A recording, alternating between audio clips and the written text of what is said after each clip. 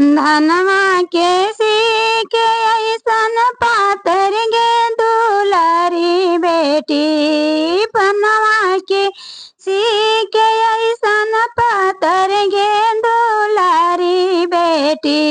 फुलवा ऐसन धामा से दामाद गे माई। फुलवा ऐसन धामा से दामाद गे माई। अब भैया होया पाना भैया के ओढ़वा झुराई गईले। भैया होया पाना भैया के ओढ़वा झुराई गईले। बहनी है जिया के जाल गे माई। बहनी है जिया के जाल गे माई। कहे लागे आजी भैया दूधवा पियला जी। कहे लागे आजी भैया दूधवा पियला जी।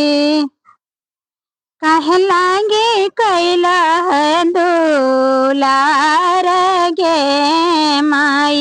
कहे लागे कैला है दुलार गे माई। लिहत जाल मिया भैया दिहत जहरवा जी। लिहत जान मिया भैया दिहत जहरवा जी।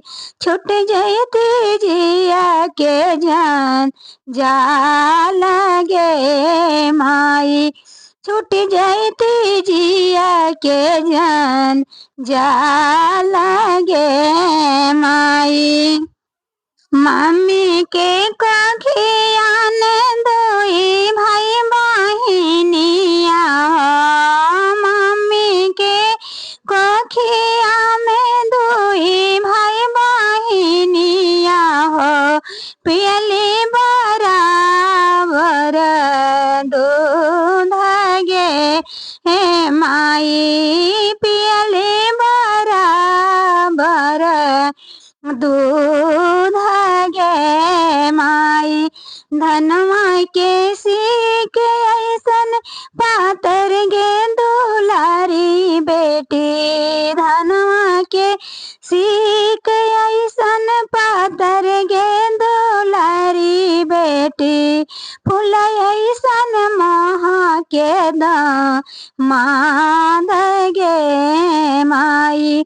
फूल ऐसन मोहा के दामाद।